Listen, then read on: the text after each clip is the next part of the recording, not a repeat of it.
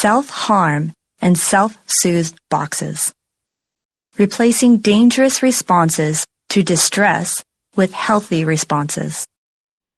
Many people around the world struggle to cope with severe mental health issues.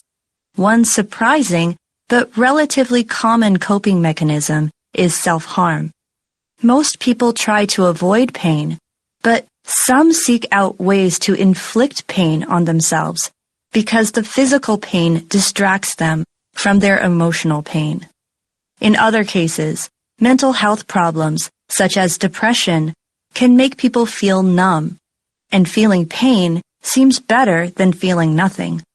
Self-harm, however, is not a healthy coping mechanism because people who use it run the risk of hurting themselves more seriously than they intended.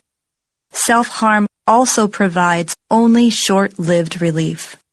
It can produce feelings of shame that increase isolation, and it can also be difficult to stop. People who are tempted by self-harm eventually need help with the trauma or mental illness that created the urge in the first place. But in the short term, they need other ways of dealing with their distress. For people trying to resist the urge to harm themselves, other sources of stimulation may help. They can provide some of the distraction and relief that people get from self-harm without the risks. Some experts recommend collecting these alternatives in what is called a self-soothe box. That way, in moments of distress, the person can simply open the box. Some companies sell self-soothe boxes online, but some users prefer to assemble the items in the boxes themselves. This lets them choose substitutes for self-harm that appeal to them personally.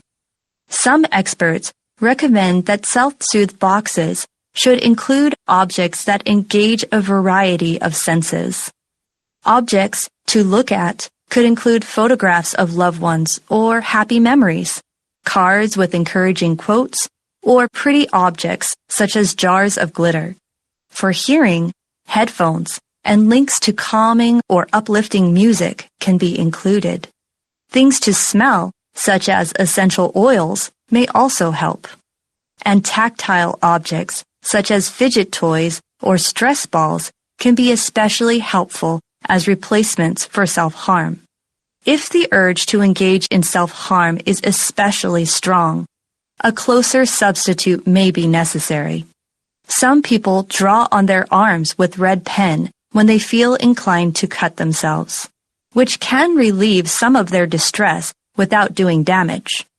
People can also buy spiky bracelets to roll along their arms or to rub, which causes some pain but without harm.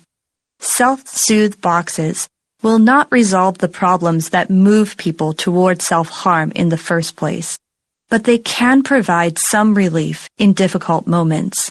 Helping people stay safe in moments of crisis is also important, buying them time to find more lasting help. Talk about it. What do you think might be an effective and healthy alternative to self-harm? How can self-soothe boxes help an individual manage a self-harm urge?